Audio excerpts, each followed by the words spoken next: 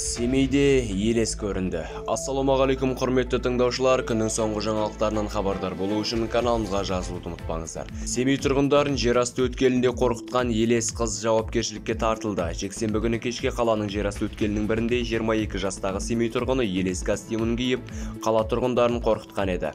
Тұрғындардың тыныштығын бұзған қыз әкімшілік жауапкершілікке тартылды деп хабарлайды Абай облыстық ПД телеграмдағы ресми арнасында. Ведомство мәліметінше арналған факт бойынша полицейлер қоғамның жер қала тұрғындарын тыныштығын бұзып, өтіп бара жатқан адамдарды келбетімен қорқытқан құқық бұзушының жеке басын анықтады.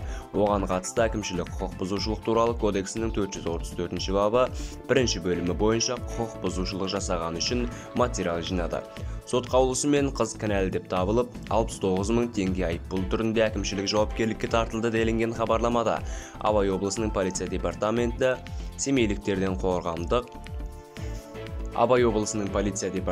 семейліктерден қоғамдық орнында тәртіп сақтауды және азаматтардың тыныштығын бұзбауды сұрап қалды.